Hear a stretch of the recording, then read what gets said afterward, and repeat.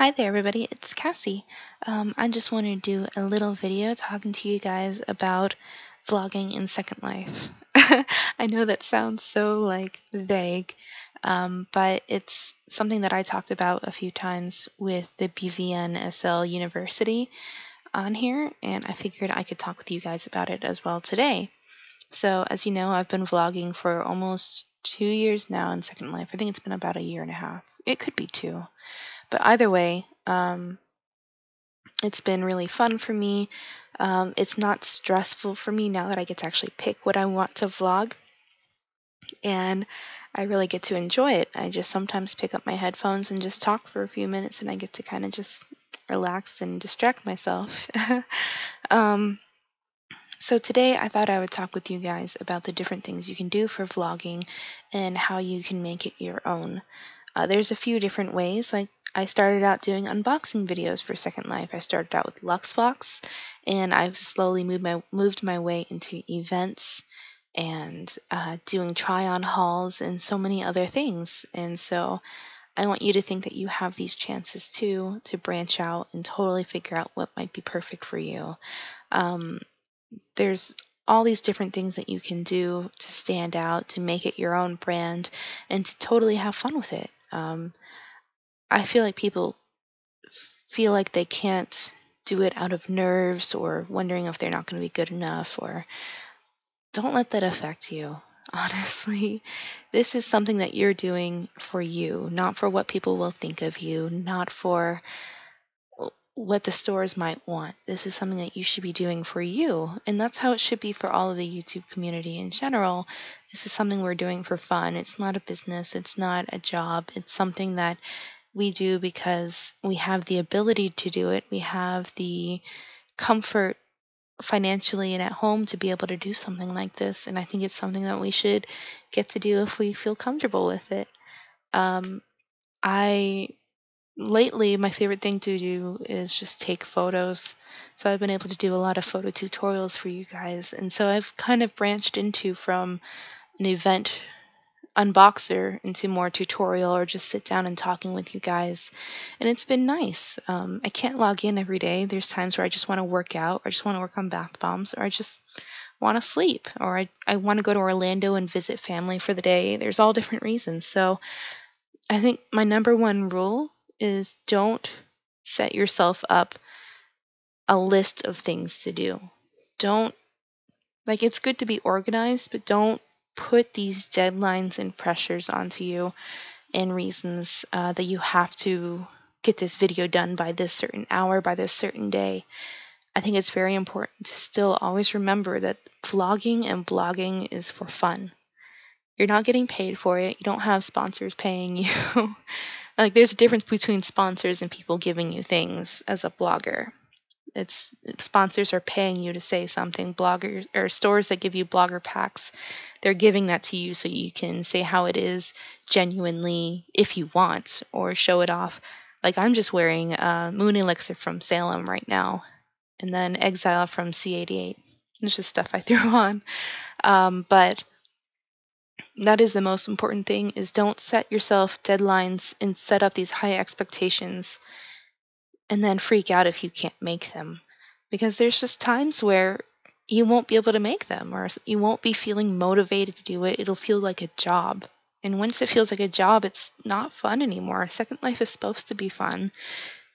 And while a lot of people still use it for a job with event coordinating or designing or DJing or dancing, it should still have an ounce of fun in it. You should enjoy what you do, what you create, both with designing and blogging and vlogging and everything.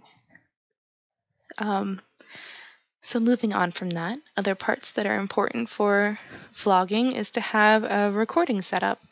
I just use a simple headset, but it's good to have something that doesn't make you sound like you're in a bathroom, or you can hear every single detail around you. I know you can sometimes hear my keyboard on mine.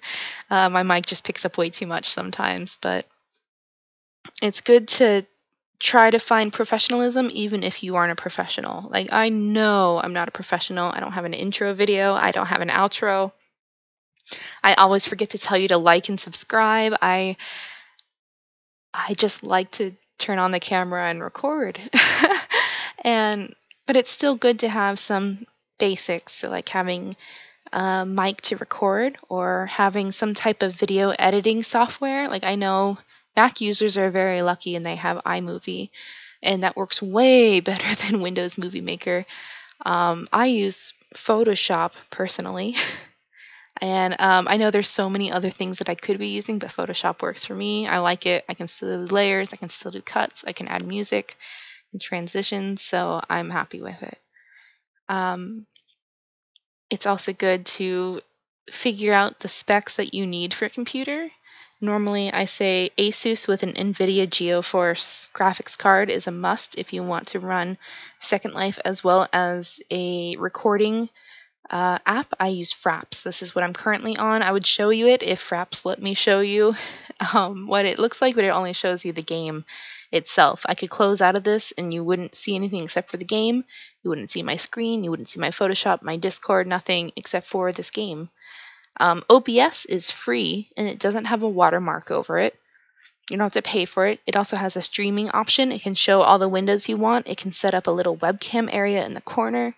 There's a lot of different things you can do with OBS, but the frame rate is a lot more jagged and uneven, and you won't get the quality that you want with that you might get with Fraps. Fraps is very clean. I have no lag at all. I look clear. You can see me. You can see the details on my avatar. You won't really get that with OBS, but OBS still works really well. There's a free version for Fraps as well, but it does have a watermark on the top. And I know people also use other things like Bandicam or just, I think Camtasia has a built-in editor as well. I believe that's what Alicia uses. But those are just kind of essential items that you want when you're editing or when you're recording in general. So a nice mic, a nice computer. If you can't get one, it's okay. A editing software, and I think that's it. I also wanted to talk with you guys about graphics in Second Life.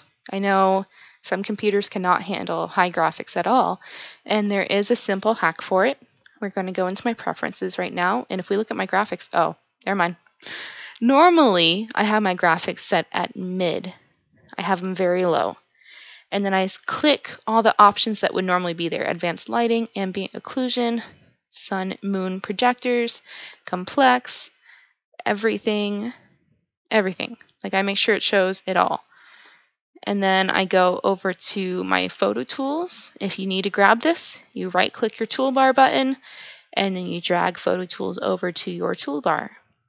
I always suggest having this and the photo tools camera out. But with this, I have water reflections, everything, my resolution, lifelike. I have all my shadows on, and we're going to go to Gen. I like to have my draw distance decently high. It doesn't need to be fully. I don't ever have to worry about AVI count either. I like to have my AVI detail full, physics full. I'm not wearing physics right now, though. I like to have my object detail full. Shush. Yeah, it adds lag.